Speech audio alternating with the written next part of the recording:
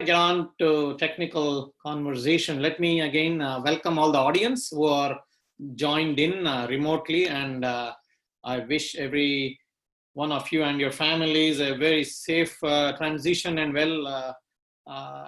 health in the coming days and longer. So with that note, and acknowledging the land treaty at the University of Saskatchewan, I'm speaking from my residence, of course, but we live on the Treaty 6 land for the First Nations indigenous rights. I need to acknowledge the land that we are based for our working and as well as for practicing our professional knowledge.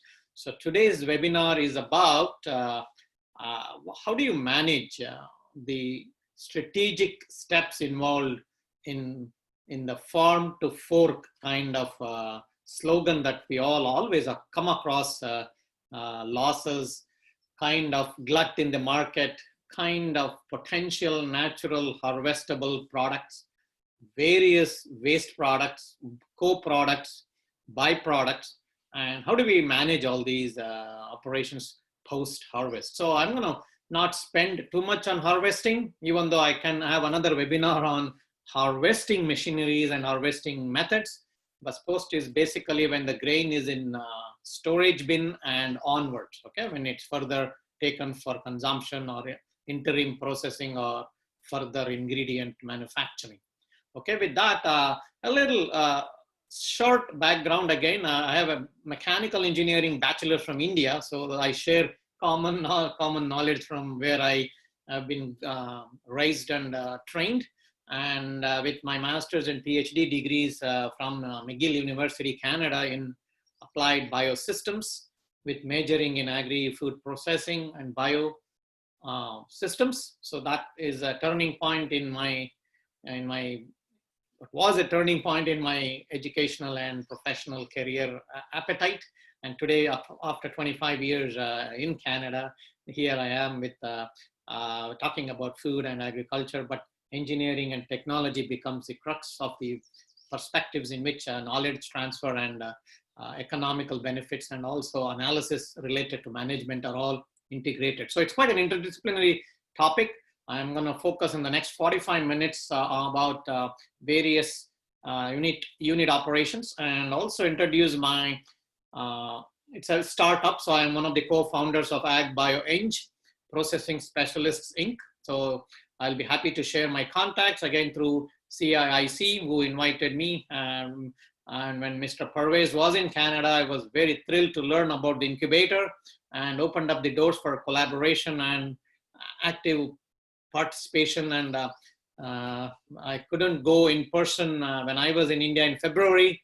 I was called back by the Canadian government when COVID lockdown began. So I'm here and a due visit to the council whenever the international airspace opens is coming up. So for those who joined in late, so welcome all. So let's begin. Today's talk will talk about, as I said, some of the interdisciplinary knowledge-based societal relevance, agriculture, food, and value chain. So if you connect all these puzzles, which I will walk you through in the next 40 minutes or so, and you will have a chance to ask some questions through our moderator in the chat window, and we will accommodate as much as possible within the stipulated time. So 21st century skills, on your left-hand side, you see there's a first bullet: collaborate, communicate, connect, and create skills. We all have these skills in every institution, in endeavors that we are involved with, incubator startups. We all have basic and necessary skills, and to some extent literacy scale for gauging the basic understanding and the information knowledge, technology know-how, networks, global state of the art. When we do literature review, we always look at 2020 June, correct? From, let's say, 19th century onwards, whoever has discovered or invented molecules or technology or some elements, we date back to that many legacies. So global literacy is also important, as also most importantly the artificial intelligence robotics-based digital image processing, all these trending research, which I'll also allude to in my talk.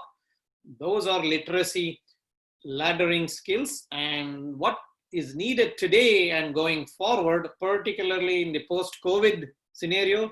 I'm going to stress a little bit about COVID and post-COVID because that's where we are in today's world, and all the startups, all the academicians, all the scientific community. I think we need to tune a little bit towards the sensitivity surrounding the COVID. So I'm sure that you'll all have a lot of questions, as I am, and I'll try to address as much within the scope that is called for this session. So creativity, again, the collaboration, we are looking at fluency levels. So what is the competency and what are the fluency levels in terms of adapting basic and applied skills as we learn new knowledge and transmit information across humans and ecology, and also discover new endeavors. Okay, with that note, let me draw your attention to a bit higher order world level goals that United Nations has set forward. I just snapped 2 and 11 out of the, how many are there? 15 or maybe 16 goals. On this chart, we have about 17, okay?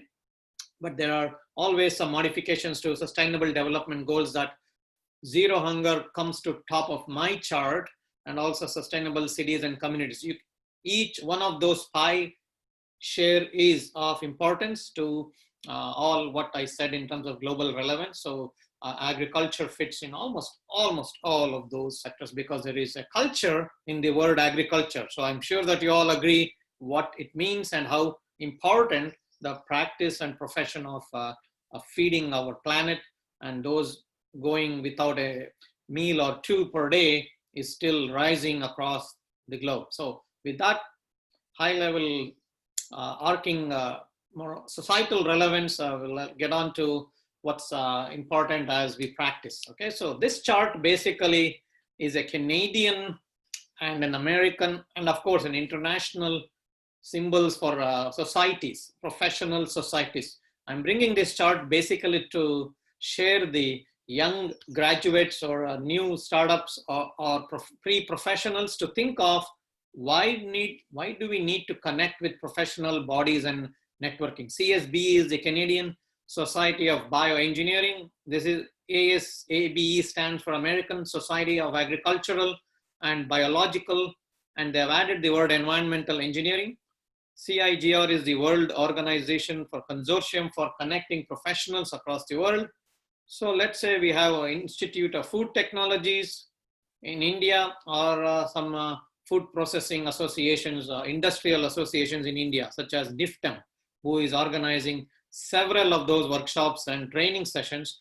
So how important and why those professional bodies in today's context in a remote environment and reaching out and knowledge sharing and ideation, these comes from those. I'm not discounting the importance of social media networks such as Facebook, Twitter, Instagram, but this particular network has been instrumental, and in the digital format, it's even more relevant because that's the transmittivity of data is almost instantaneous. Okay, so with that as well in mind, what's the funding agency's mandate in the current times looks like? For example, the Canadian Federal Government Council, which we call NSERC, National Science and Engineering Council of Canada. So all my Canadian colleagues who are on the webinar this morning here in Canada, or night 8 p.m. in India, so they recognize NSERC. So they have added a word delivery in the recent times. R&D, we all know that. Demonstration and delivery pieces are also very key pillars for any development or improvements in the design aspects or performance or quality improvements. You see the cyclical nature of design, research and development are very cyclical in terms of integrating functionality and quality, methods improvements, and also validation step. When we want to commercialize a small idea for a conversion of a product to something of importance in terms of value chain, or revenue potential, this is what is very, very key, test and validation. We often spend less time because the percentage investment in the risk management and failure analysis was not given proper attention. So I'm going to talk about in the business case in the later part of my talk, and also prototypes for testing, analysis, and design of experiments even gain more threshold as you set up your experiments and validate. Okay, this is something I wanted to share. There is different snapshots I'm introducing you, but I'm going to get back to what's going on in my lab, what's going on in Saskatchewan, what's going on in Canada as we wrap up all these snapshots and try to integrate together in the next couple of minutes. Do not forget the importance of our industry. So what's corporations doing? What are the corporations have in mind, have their intelligence vested upon in techno-economics and impacts on society? Okay, so the chart here shows smart, innovative food system solutions. It's just an example of how industry is gearing in general. Agriculture with industry 4.0 is a key industry in Canada, in Western Canada, particularly when agriculture is of as important or even more sometimes for mining or manufacturing sectors. Okay, so smart in terms of energy, renewables, value chain mapping and optimization, how to integrate modular pack houses for meat processing, how about hydroponics. So you see the word smart is embedded in almost all. So the solutions, problems are well defined, problems are known, but problems are not scaled or optimized for appropriate solutions. So that's the kind of innovation platform that some of the companies are looking forward, but you need to look at their agenda as a whole, okay, in terms of what's the relevance to techno-economics and where startups and how you can relate in lines of mergers and acquisitions we are seeing in today's contemporary issues in global economics. Another chart with potential agribusiness management practice coming via collaboration with academic or a startup or a scientific community or an incubator with some, let's say, student projects or internship training that is provided in a company. So this is very common. When we look at industry grants, basic sciences and pure sciences is one aspect, but applied and relevance to industrial R&D is also important. We have often been asked about how the technologies and contributions and deliverables are relevant to the solving of problems in an industry or in the society as a whole, so or community. Okay, we'll talk about community aspects as well. I hope that's putting you in a perspective of what was all needed to get to what practice in terms of narrowed focus that I am involved in. So bioprocess engineering and food processing is the research endeavors that I also teach. Many of the disciplines such as agriculture, plant sciences, food sciences, as well as bioengineering. Okay, we call biological engineering at the university. In terms of design and development of environmentally responsible systems, I like the word systems because the approach taken in any of the integration and platform technologies is always about systems approach. In terms of manufacturing food and non-food products, you often hear bioproducts. Okay, bioproducts are industrially relevant biomass utilization, let's say, or for food security, we need some packaging material for World Food Distribution Program where perishables are transported. So the wrapping material is not edible for bulk transport. Let's put that reality. So that becomes industrially relevant and non-food sector important. So I'm going to talk about that and look at renewables. Okay, we are going to look at renewables as fossil fuels are depleting, and we all know the importance of energy, nutrition, food security, particularly in light of India. I think all are recognized as key pillars for interventions. Post-harvest and food engineering, which covers processing, storage, drying, packaging, and distribution. Remember, I don't have to give a first definition.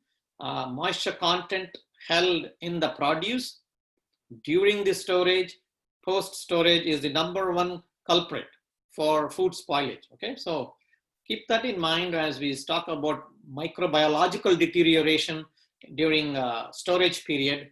that is unlikely not preserved or processed further. So you lose that crop right there. So remember, the water is important. I purposely omitted water security. So food, water, energy. These are sometimes very much embedded in the word systems. So in terms of expanding the manufacturing potential for industrial product from renewable bioresources is also the key activity that Saskatchewan and Western Canada in particular is providing leadership to the rest of the world. And we are happy to talk about few projects on today's talk. So some of the ongoing activities, this is very interesting as we scale or try to exchange our ideas for agri-fibers. Fibers meaning biomass residues and stock left over after the crop is harvested. This is not dietary fiber. Fiber in terms of starch molecules for dietary fiber is also important. I'm going to talk about that in the later part. Forage for, again, biomass utilization for disinfestation. How do you densify the particles that are loosely held using the bulk density principle for transportation of forage for different feedstock, as a feedstock for livestock operations in other parts of the geography. So that's very important in our world, as well as in the livestock industry in India, I believe. Novel techniques, these are innovative techniques that I am quite comfortable. We are practicing the use of electro technologies such as radio frequency, microwave, infrared, ultraviolet based non-ionizing kind of clean technologies for heating, processing, sensing, and further unit operations. So that's utilized to save energy as well as to improve the conversion efficiencies. Nutraceuticals, no need to redefine the importance of natural products, the chemistry behind those, bioactives, and the extraction methods. So we are very much active in these areas that includes grains. This is first time I'm going to talk about pulses, lentils, but next couple of minutes I'll be talking couple serious projects around lentils and pulses. Legume crops. Saskatoons is not a city's name, but very similar to what our city is called as, where I live in, but it's called a wild berry. Saskatoons are very similar to a giant blueberry, okay? That's very rich in antioxidants and horticulture industry. Cherries and of course other vegetables. So let's me further zoom in on how important, what novelty that's been created in the knowledge of wealth of accumulated information over the years in terms of understanding of fundamental biophysics and how do we utilize the electro technology spectrum. In other words, electromagnetic spectrum applications for different, we all have cell phones, right? We all have cell phones, radios, computers, everybody is operating in their frequencies. This could be a camera with pen, but everybody has a resonant frequency. Each molecule vibrates under its own vibrational range. So we are going to tap those sine waves and look at how they help us to amplify and provide some heat. We all have used microwaves at homes. So let's talk a little bit about that and applications in terms of heating and drying in the context of food processing. A slide that shows so important how a matter or a molecule, let's say organic molecules such as starch, protein, or water, or even some organics, lipids, how these products, let's say metal, plastics, but we are talking about food, so let's only worry about organics for now, and energy such as microwaves interact. So characteristics of microwave matter interaction, it provides instantaneous effect as it passes through the molecules, and it provides bulk and volumetric heating effect.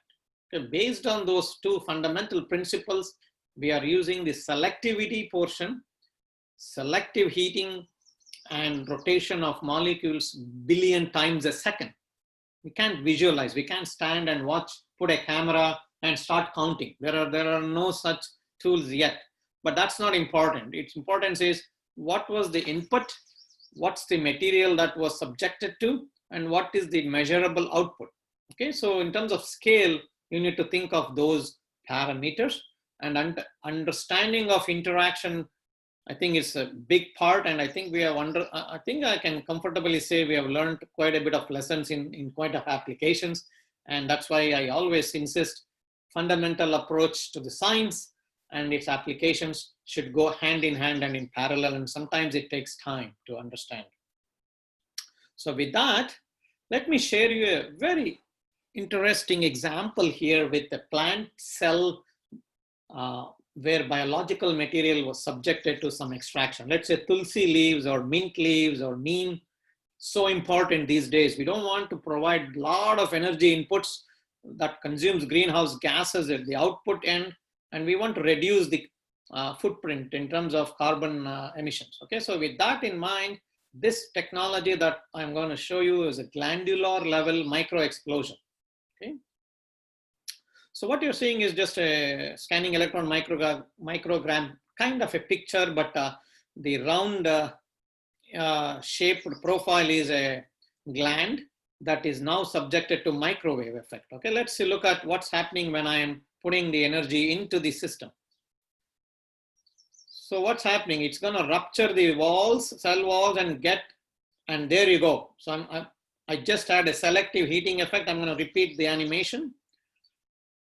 With the selectivity effect, I can target the molecules of interest, keeping the surrounding matrices where biological materials are not even affected. So the selectivity of, let's say, bio oil or some encapsulation potential of a essential amino acid or some antioxidant potential molecule or very super COVID virus immune booster element that is there, hidden there, perhaps can be mapped and targeted. So this mechanism was already 25, even 30 years old when I was a PhD student at McGill.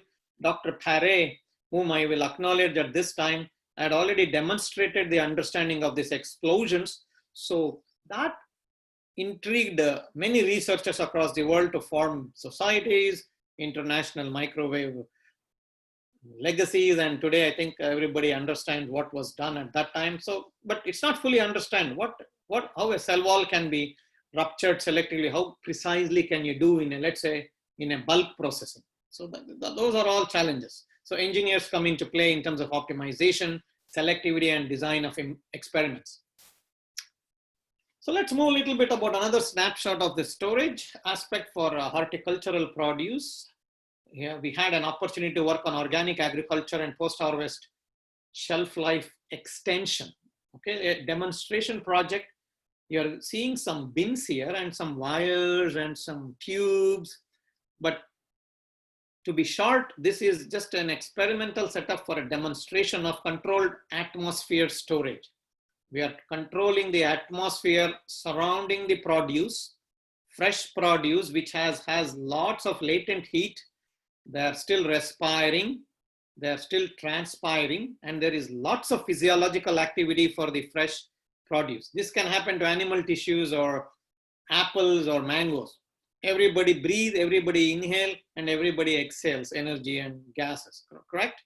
So with that in mind, we were able to set up and design these bins, simulating big storage environments and basically monitoring by measuring the CO2 and oxygen intakes and CO2 release, or CO2 intake or oxygen release for different bins, and completely automated, and at a research station at Agriculture and Agri-Food Canada, whom I would like to acknowledge, from Quebec, and Outlook station in Saskatchewan. We developed a demonstration experiment where controlled atmospheric storage.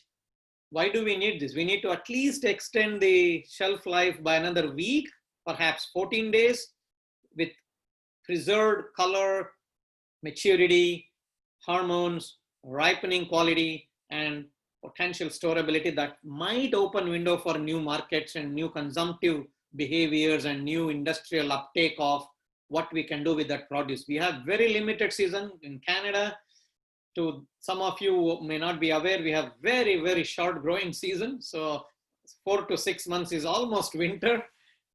Therefore, grain business is one key industry, but also horticulture and in terms of vegetables and fruits and also herbs are a very key high premium product. So this is a This was a good project demonstration that I'll be happy to share if anybody is interested in terms of storage. This same can be applied to grains or other commodities for marine aquaculture.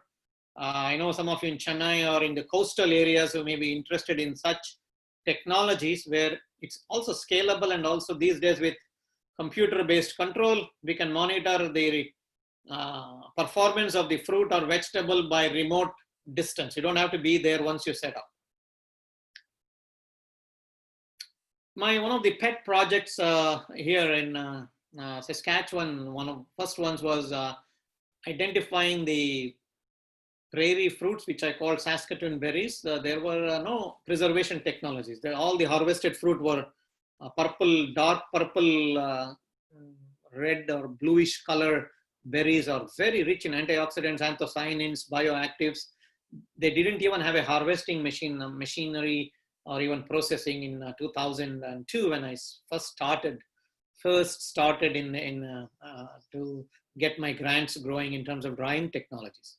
So what we demonstrated use a combination of microwave technology and airflow.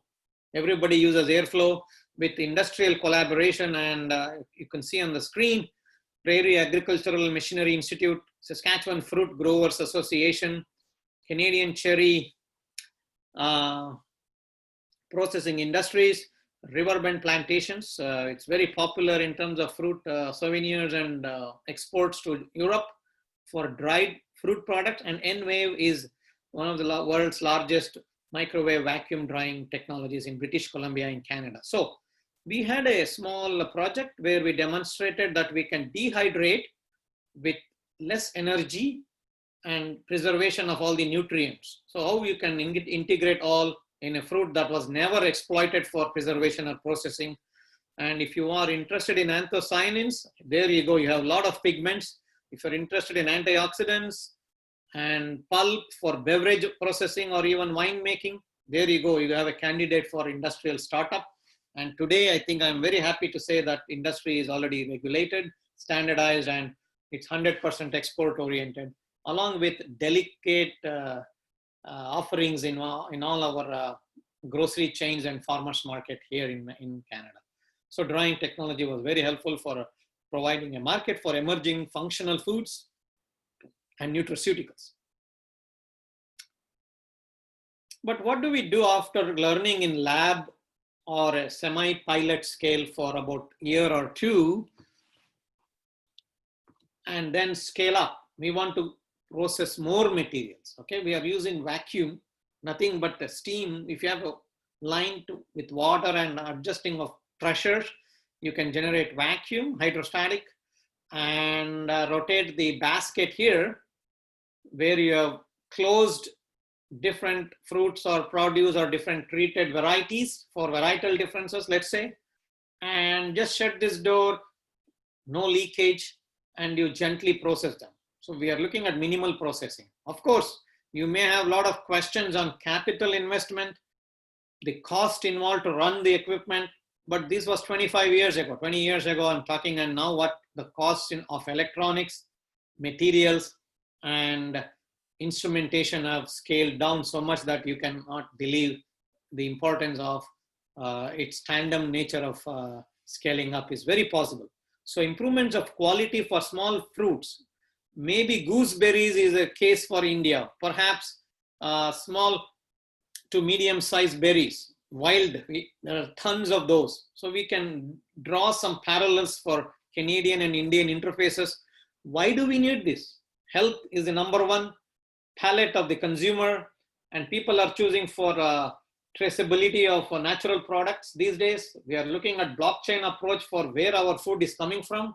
So I'm going to touch base. So please keep in mind traceability, accountability, and natural products, chemistry, and the origins of these products and byproducts. So that's why it's so important to draw parallels for technology and products interface. So Saskatoon berry industry is quite standardized. They also extended to cherries.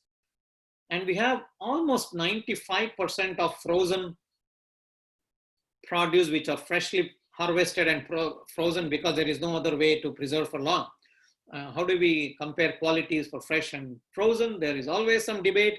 but with the available market scenarios, you got to look at balancing of those energy inputs and less chemicals, and also improve the nutritional aspects as you choose technology. So we were able to look at quality assessments for the final products, and I think it's extendable to other species or cultivars. Measurements in lab is equally important, analytical part. So during and post treatments and operations, for a final product to be transported or packaged, we need to look at all the measurements. This is just a water activity meter, if I'm not wrong, correct? So it's been a while. My graduate students always worry about breaking these sensors. This is a shot of a fiber optic probe that can instantaneously measure the temperature and pressure of a molecule or surrounding matrices during live processing, example baking or caking, or example here is also application of electrotechnology utilizing infrared. We all know IR cameras, right? You know how these thermal scans are given for measuring your temperature. So that energy is used for different heating application along with microwave. So formulations, particularly baking in Turkey, I think they always had a very historical context about baking and formulations of, let's say, cakes. So I had series of visiting PhD students from Ankara University in Turkey and neighboring universities to come and learn about infrared applications in the microwave to improve surface hardening and browning reactions called Maillard reaction in that setup for quick formulations. So whether you can scale it up, of course, this is just a demonstration. General Electric combined microwave and infrared system that helps in preserving the crispiness and hardness surrounding the product, but maintaining the soft and rheological aspects inside. So, it's combination. So you don't want to appreciate pizza by microwaving all the time. I like pizzas when they're grilled, when they're conventionally processed on a grill, in an oven. So there is a difference in how the heating technologies are applied and how they are perceived by the consumers. So look at all those, and inputs and outputs should also be kept in balanced format. Let me just observe my time. So, right. So a couple more projects of interest where it might draw your attention as startup or incubators. Here is an example of a beef jerky drying. One of my students, in fact, she was from Tamil Nadu, Ag University from Coimbatore, and I think she graduated from Kumulur campus many years ago. She studied the effect of microwave and convection drying. Convection means traditional hot air cross flow drying technology. We boosted the pulses of microwaves for selective applications and improved the textural characteristics. Beef jerkies are very popular here for travelers and backpack tourists.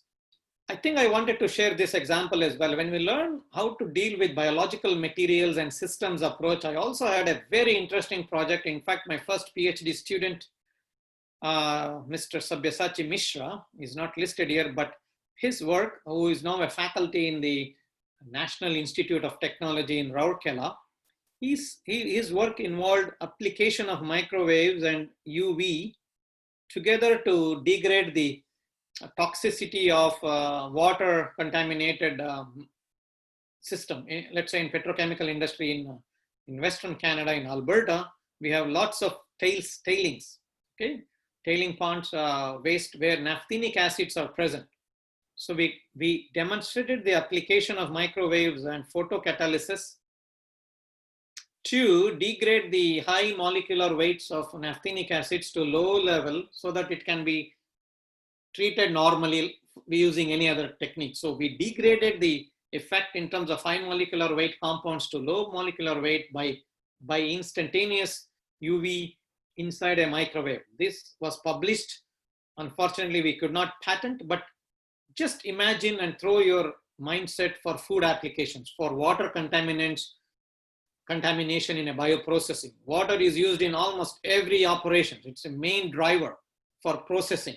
So look at the safety, food safety applications and enhancement of quality in such neat intermittent operations. Okay, it can be used in quarantine, it can be used in quality control, and also fumigation applications, and so on. So this was a heavy collaboration with key participants listed. I'll be happy to share how we collaborate and what was the relevance to this research if anybody is interested anytime after the talk. Here you go, another interesting project that is relevant to Indian startups, incubators. India is a very large country with lead production and lead consumption of legume crops like pulses, right? 70% or more are vegetarian population. So I'm not isolating the other segments of consumption, but heavily grain-based consumption.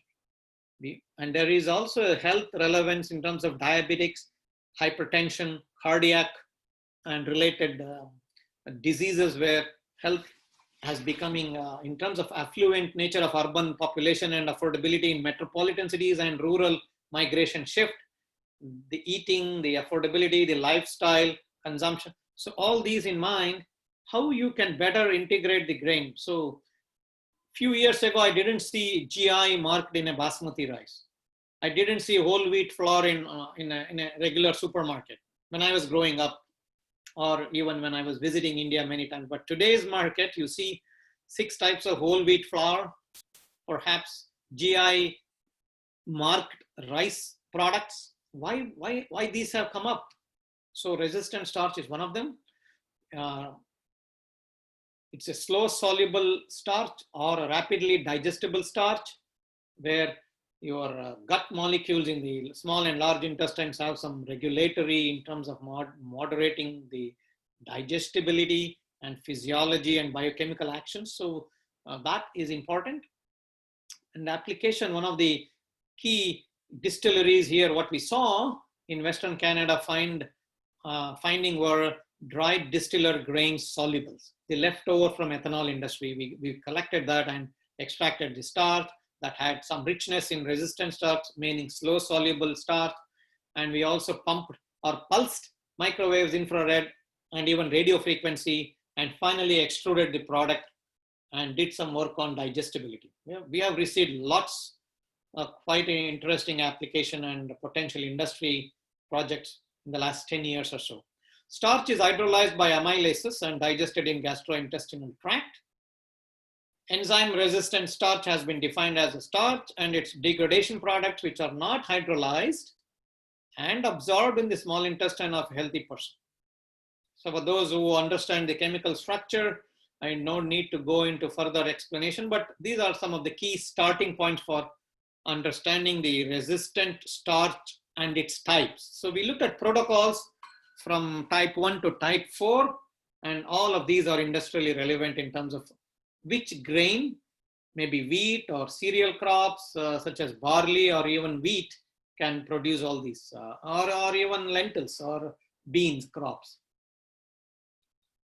Not only those, but also plantain, potatoes, plantains, and root crops. During fermentation in the large intestine, it produces short-chain fatty acids, primarily acetate, propionate, and butyrate, which have important role in health. So again, these are images that are eye-catching because we consume that, we sell in the market, we mass produce them, and also promote the food processing sector because of its application. These are potentially post-harvest interventions where the RS was not imagined many, many years ago. So the potato was a key ingredient, but there are other cassavas, yams in Africa, for example, and green plantains in southern India. I think there is a lot of relevance.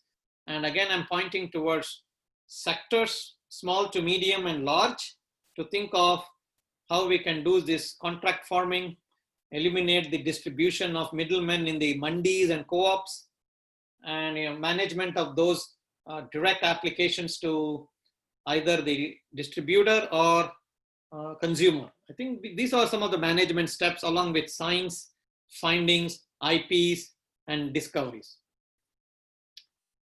I talked about fiber in the beginning of the talk. This was yet another example of characterizing the natural fibers for, let's say, packaging sector or a textile industry. And we demonstrated the role of biocomposites. All are composites, the plastics, case, the iPhone materials, functional materials that are used for packaging of different products. Okay, for furniture, I'm sitting on the, and some of the automotive sectors, they all need some natural green print or carbon footprint in their manufacturing. So we have demonstrated the role of heating technologies and intermediate processing for utilizing leftover agricultural produce or biomass for industrial applications. So once you know the biophysics and biochemical and basic technology, doesn't matter what material you're looking at, but remember, all these are material dependent understanding.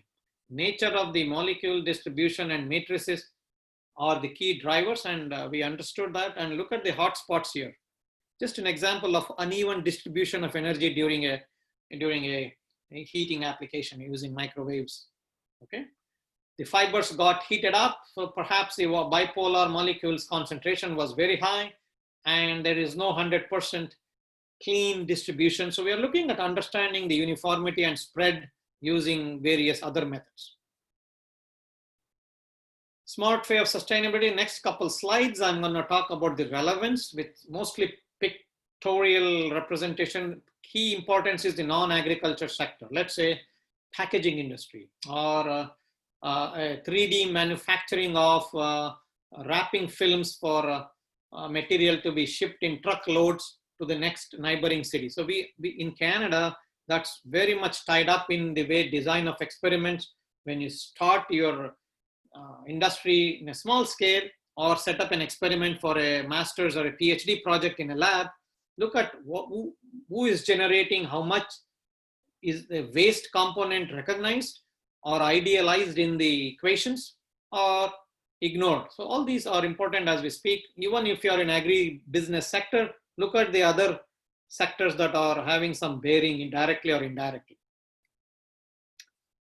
Food safety, I don't have to repeat this emphasis. General good manufacturing practices, hazard analysis, and critical control points. Food safety begins on the farm, so that's even more relevant in the COVID and post-COVID. Complete utilization aspect, I talked about the grain. I think when agriculture is perceived as a cultural practice and traditionally in a rural setup, women and children are being empowered or potentially being empowered in the reach out to sustainable development goals and community development. We shouldn't forget what goes in and what leaves the acreage or area of cultivation, but what goes back again in consumers' palettes and industrial revenues. Is there a straight laddering approach to integrate? Okay, there are different scales, I believe, that you may be having experience and expertise, but that's not something I wanted to share. That utilization aspect is very important. Value addition, stress is on inputs. Processing, I think everybody realizes the unit steps for food, packaging, vegetable protein, plant proteins, dairy products, seafoods, and oil seeds, beverage industry. Okay, value-added processing is not limited to one, but look at the main tree diagram here. So this is the central piece that we have everything together, but transportation and infrastructure. Many of our products die because of lack of cold storage, for example. Okay, so plan your operations with mega food parks coming up, mega biotechnology interventions with food applications and nutritional projects. We need to look at the transportation and infrastructure along with inputs and production practices. Consumer behaviors is something that I still emphasize. If there is no demand, if there is more supply, we know what happened to the tomatoes and onions all the time. Okay, in the glut in the market. We also experienced for potatoes in Canada very recently because farmers produced potatoes more than what they could last year. But during COVID, there was no takers, there was no transportation, there was no cargo, there was no freight. This happened in once in 100 years, but lessons learned, got to be prepared for such eventualities where energy produce, every drop of water that or energy that went into production If that is wasted, that means that much input and revenue can be attached to your financial model or business case, and you don't have even opportunity to add further value. Okay, value is lost right at the base level. So look at the opportunities where processing for higher revenues, processing for improved health, not ignoring the quality. I think Canadian standards have very strict controls on safety and quality standards, and Food Inspection Agency is the governing body, like your Food Safety and Standards Authority of India. I think that's very good news that they are rising up to standards. NIFTEM is heavily collaborating with in lines with protocols by FSSAI. So there's no difference, but the scale, consumptions, production, where, who, and when matters when we want to scale up a model. Closed loop system, this is an example of aggregation, processing, and distribution. I don't have to again go back to on-farm practice for a small scale ranchers or farmers and cooperatives and private enterprises that have huge investments in land and holdings. But what do they get out of it? What is the internal rate of return or external rate of return to the stakeholders who are investors? So downstream enterprises may play a huge role. Wholesalers, traders, transportation companies or startups, manufacturers of feed and beverages. I didn't talk much about feed. Feed is nothing but your fodder or food for livestock. Very big sector within agriculture industry. In India, I think it's animal and poultry science or animal husbandry. So that's what I'm referring to feed. And non-direct agri sectors such as biofuels and textile sectors. And of course, your supermarkets and distributions in through online or e-commerce platforms.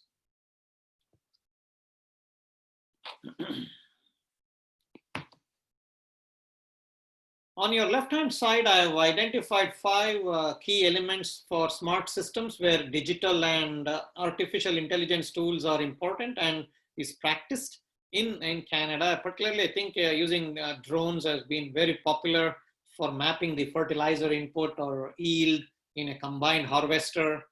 We have thousands and thousands of acres per person, family, business monitoring.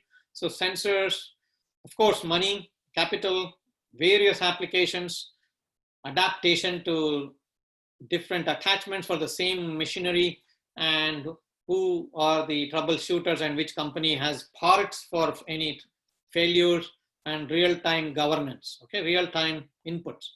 All these are possible in the current times, and I think Mahindra is doing quite a good job. I learned Tata Chemicals is adapting these, and many sectors in India, including small-scale entrepreneurs, have picked up on these, and hats off to technology platforms and computer richness education in India that is contributing to the global AI and robotics. I'm going to quickly move on. I think I can go ahead from here because I've covered most of what is there. It's hard to read, I understand, but the nutrient and waste management is something I would like to focus in this chart. Waste and nutrient management if it's an agriculture processing sector. Applications of robotics. Yes, it may damage some jobs, but it will also create opportunity for bulk processing or large scale quality chips finishing exercise in a multinational company, or even handling of materials that otherwise underutilized in a place that's remotely set up and where energy and transportation costs may be very high. So these things can be utilized. So how you perceive the advances in technology, there is always a mixed bag, but look at the advantages and maybe adapt if possible.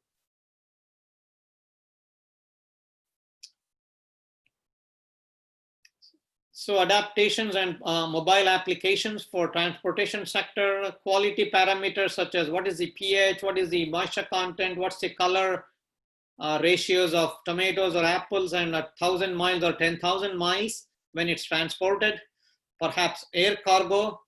What happens at the end when you're looking at organic market? So this is a Wageningen study, smart systems in agri supply chains, very useful contribution to the industry. And some of the countries are picking up. Australia and New Zealand have picked up a large scale of this, and Canada is on the verge of picking up some of these, but we are yet to accomplish major milestones as others have already excelled. IT, big data analytics, devices, smart packaging. Imagine your refrigerator in a house where it tells you how much produce is left, how many diabetic patients are at home, what is the amount of calories that are needed for next 2 days. If that information is providing on the screen or on your mobile app, you can basically tell, hey, let me stop eating all the frozen desserts or leftover pies, perhaps go to salad, perhaps green salad for the next meal. So there is a judgment, there is a potential, and technology is there to take us to a unrealizable potential. As you see here, there is a systematic approach to cyclical nature of high value food products and processing. That's in the central piece, but many other plant science, genomics, water use, aquaculture, cultivars, process development. So there is an integration of disciplines. So I call this as an optimization model for added value approach. I think I'm getting close to the talk here. I'm going to spend a few minutes. This is application of sensors, again, big data analytics, image analysis using a camera approach for various reasons. So smart system solutions. Take home for today's talk, I think if one person can define more what is a circular economy and what is a bioeconomy. I am working on a concept paper right now in the post-COVID situation. I'll be happy to collaborate on this white paper. And I just wanted to throw that key terms out there this morning or this evening for you. Some of the priority areas for North American context, risk management and public trust. I would like to emphasize those two pieces. Ontario is one of the successful provinces in Canada for food incubators, as well as Saskatchewan Food Industry Development Center, who have incubators and have large-scale plant protein and even meat processing facilities in Canada for the export market as well as local consumption. Just building some community nexus. One item in this chart, in the interest of time, I have to go a little bit faster. So supply chain logistics, collaborative models are important, and keep some aspects or percentage for high cost of failure and risks involved. Achieving more with shrinking resources is an emerging new dimension for agriculture, food, and environmental sector. Look at minimal processing avenues that are sustainable and always call for lean methodology and smart process control. Those are the key teachings, and blockchain is, of course, trending for food traceability and agriculture accountability. Protein Industries Canada is the new industry in Western Canada that is now being formed as a result of all these nexus operations and collaborations, along with Agriculture and Agri-Food Canada, major interventions in pulse and oil seeds, utilization program, and genome editing platforms, and policy institutes such as HACCP in Canada that are all providing leadership and opportunities in addressing some of the key issues.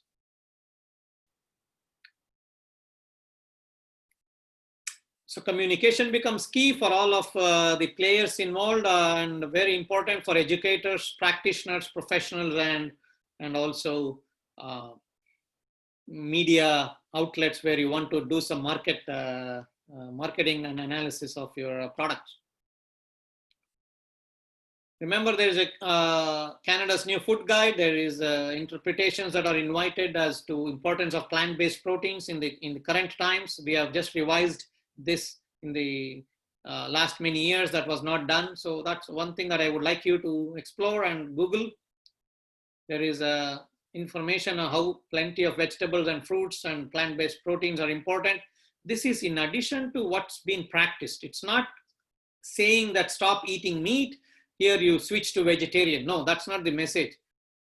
Watch your health, what's available, why it is important to have one alternate meal per day if you are always having 3 red meat diets per day. So what's the relevance to health? Those are the key, and ecological footprints as well. Eat well and live well. I think I agree to that. Healthy eating recommendations set guide by Government of Canada. I think Indian government has also done this, but lots of learning and sharing of ideas are necessary. Plant proteins. I was part of the mega press coverage on the protein highway connections. I'll be happy to talk. That's a new industry as well that has been formed by United States and Canadian interventions. So I'm part of the board and advisory teams. I'll be happy to talk about that. Highway is a good word to integrate and link up.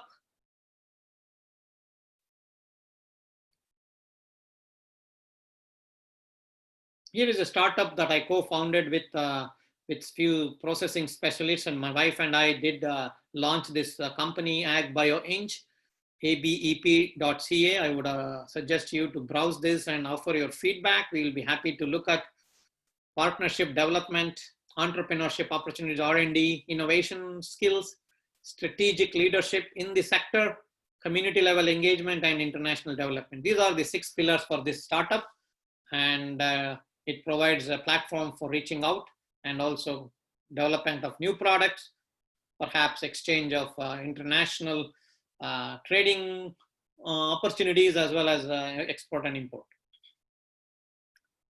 I would like to acknowledge some of my international partners: Ministry of Food Processing Industries, IIFPT in Tanjavur and NIFTAN, and perhaps Vellore Institute of Technology and Tamil Nadu Ag University. And of course, I would like to add CIIC to this list as I speak today.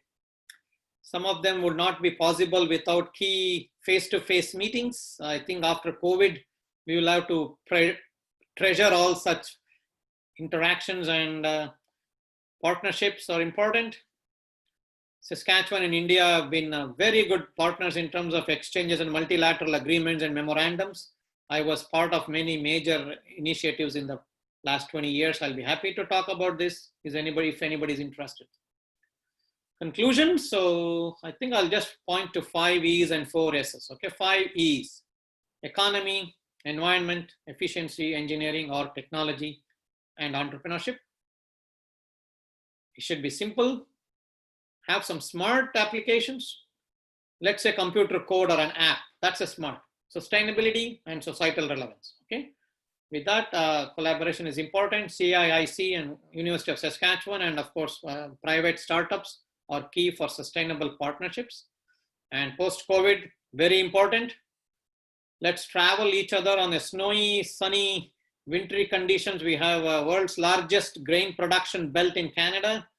That's a grain elevator, boat house in Kerala and Mumbai rains. Of course, many monuments of interest. Thank you all for your talk today. I'll stop here and we're very happy to answer some questions. Thank you so much, sir. It was a very informative talk, and we can, get a lot of positive feedback already in the chat section from the participants. So before we move on with the questions, I have a small poll which I'll be launching, which will help participants rate the session based on the content quality. Participants, you will be able to see a poll on your screen using which you can vote on a scale of 1 star to 5 star. Please do take your time to vote. Sir, we have a few questions. Can we start with them?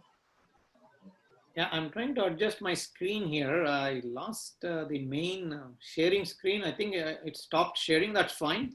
No, sir. If I want to go back to slide. It continues to share. However, since we're done with the presentation, you can also stop sharing your screen and come back to video. Do you want me to do that? That's fine. I can stop sharing here. Yes, sir. You can do that. Yeah, it's done. Okay.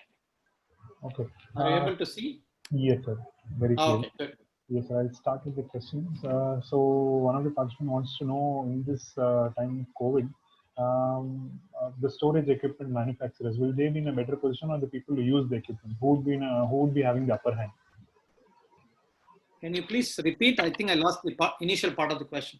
The storage equipment, would the manufacturers or would the consumers of storage equipment have an upper hand during COVID? Wow, that's an excellent question and thought. Food Corporation of India is looking at even revamping the storage containers for a very small scale to large scale distribution. I think at the consumer's level and at the farm level, there is importance to both parties, at the users as well as the manufacturers of storage equipment. I think they both have to be constructed or manufactured in consultation and the need. If it's a rainy, coastal, humid region, such as Mumbai or Goa or Kerala, it may not be applicable to Bellary in Karnataka or interior parts of Uttar Pradesh where there is no coastal, so humidity and dryness. So perishables, for example, have lots of losses in the initial post-harvest period. If we can sustain that heat and provide cooling infrastructure for storage by enhancement technologies, there are dozens of them, okay? But it has to be geographically based. Who are the operators and what's the understanding of replacements or adaptation of different, let's say you want to replace a valve or a airflow or a fan, example for cooling effect. So I think it has to be done jointly, but both have relevance. Okay, sir. Sir, in electrochemical food biosensors, can it be used as a novel tool for studying microbes in several contaminated food? Electrochemical food biosensors. Electrochemical sensors have some narrow specialized effects. I think electrotechnology based applications where electrochemical, electrobiological, and electromicrobial special substrates can be targeted based on what your measuring sensors are. I think it's possible, but one size may not fit all shoes size, but I think there is very potential for, because platform technology, once you have that, you can branch to different counts, because one bacteria or a strain may not be the same as the other one. I think with the basic premise of use of that technology, it can be extended to any microbial. Sir, can you name some processes which are with regard to microbial techniques involved in food processing? For removal of microorganisms that are harmful, is that the question? Doesn't say so. It just says, processes which are in regard to microbial techniques involving food processing. It's a very generic question. Nothing interesting. Oh, I see. Some of the high pressure processing, thermal applications that I spoke, minimal processing using vacuum. I think for dairy and cheese sector, I think high pressure processing has been proven technology for microbial decontamination and improvements in quality. For those with water, bipolar molecules and organics, let's say microbial load, I think there is potential for radio frequency microwave applications in combination with vacuum technology. Without vacuum, you will be looking at more hotspots, less distribution and uniformity, and you simply will lose the product or some of the products inside the matrix. And I think there's a combination of technology. There is no one technology that can handle all variables. So I think that's where the novelty comes in. And I can name a few more, but these are emerging. There is a lot of other microbial microbes where food processing is important, where as long as you sustain and kill the log reduction of microorganisms using any technique that can be monitored and replicated, I think they are in good business. Okay, sir, in countries like India, where landholding volume is very small, that per farmer owns a small piece of land, are there any ideal methods for on-farm drying and dehydration of perishables? Absolutely. I think this is a very important question, practical question.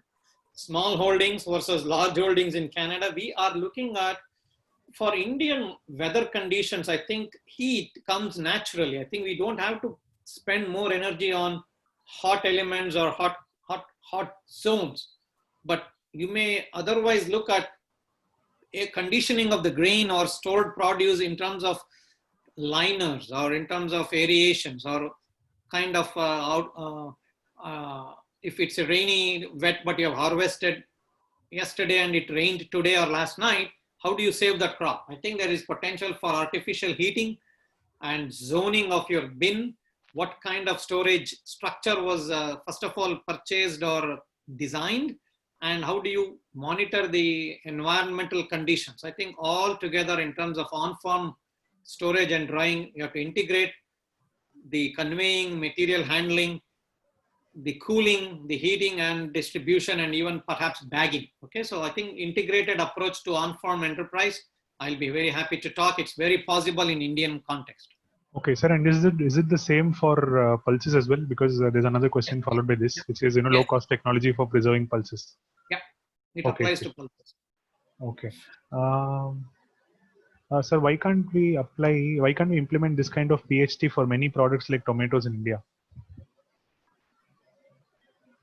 Tomatoes are two things. One, whether you want to store, and perhaps fresh market is one thing. People like consuming at the doorsteps to be delivered fresh from the field. That's few percent of the consumption. Okay, but what happened to ketchup industry?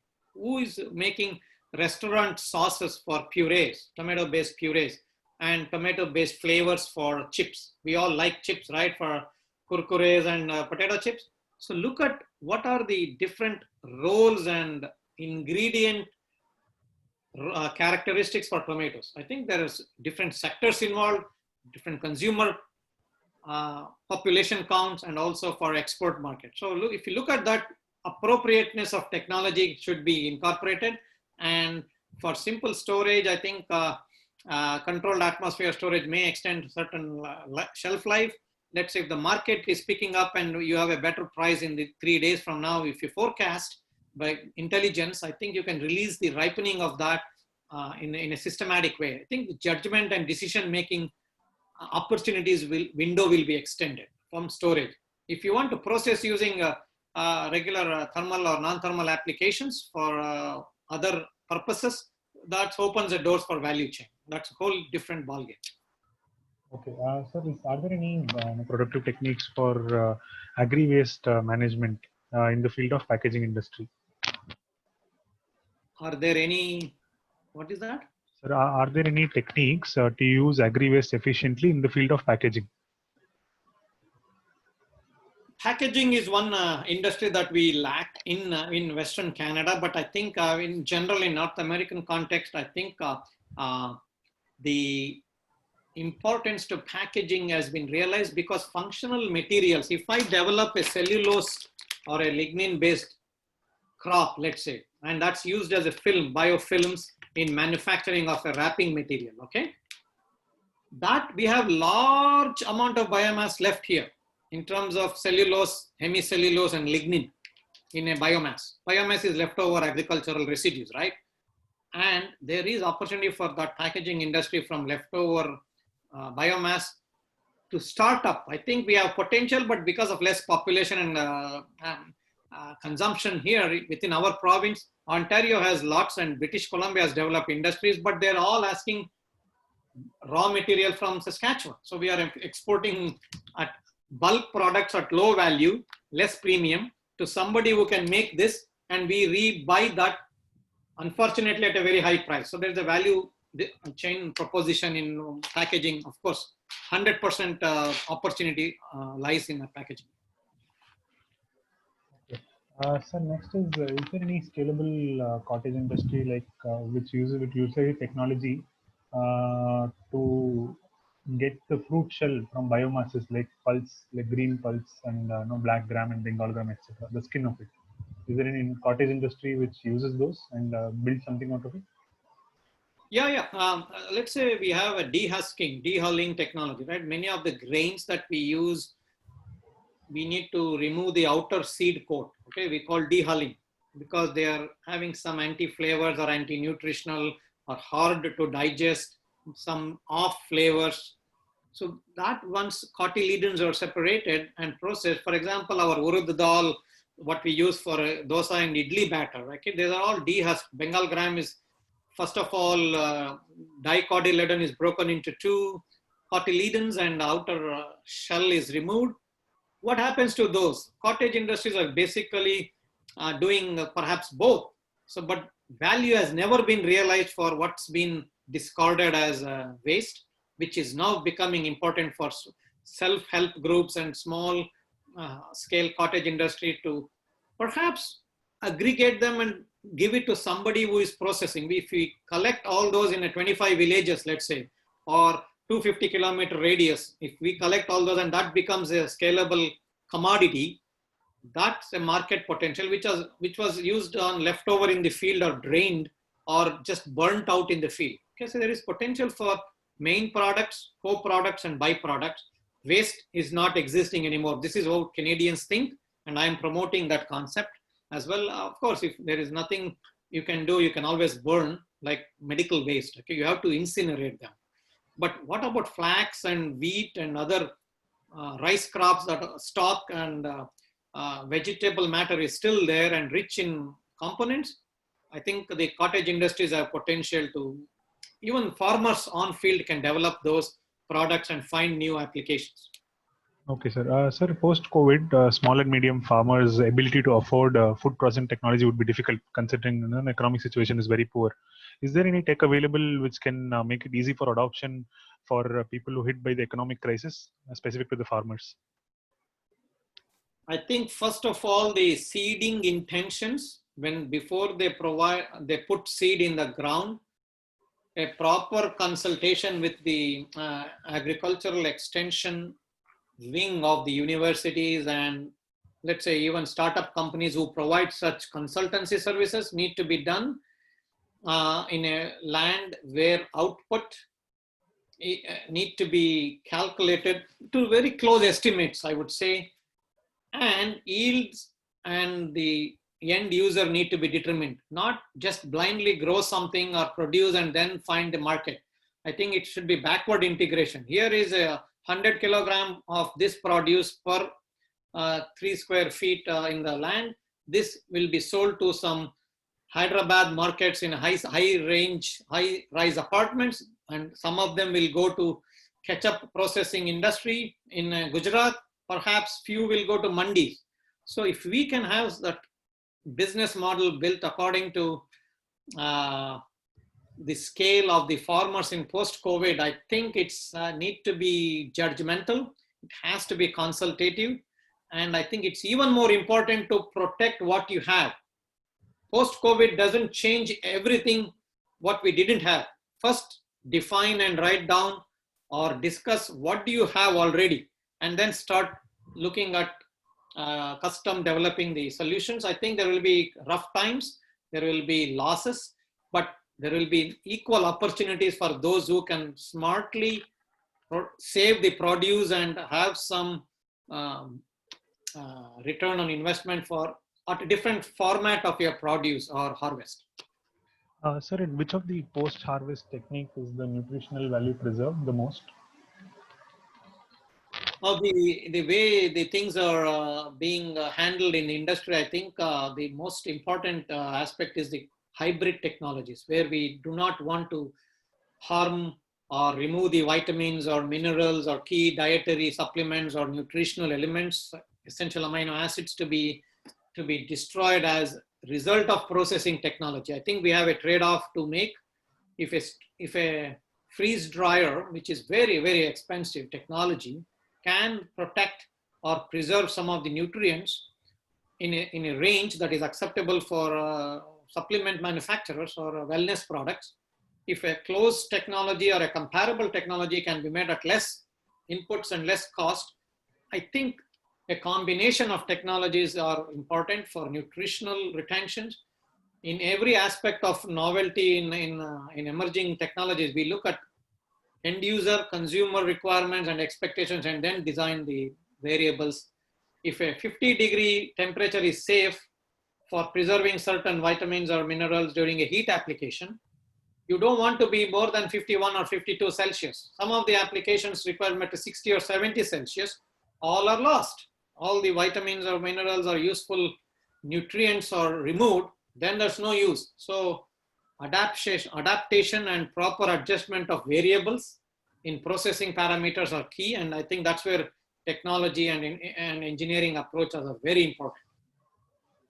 Okay, sir, in the interest of time, I will take the last 4 questions. One is, what is the effect of DDGS during extrusion?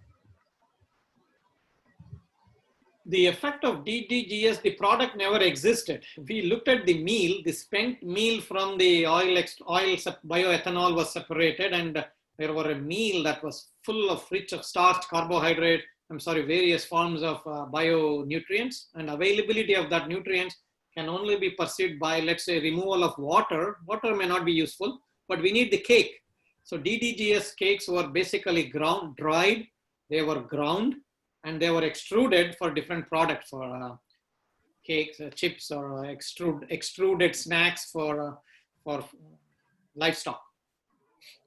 So useful for a product that never existed before. So extrusion is one output mechanism where you can blend, where you can formulate your own inputs and feeding ratios, and then develop products of interest.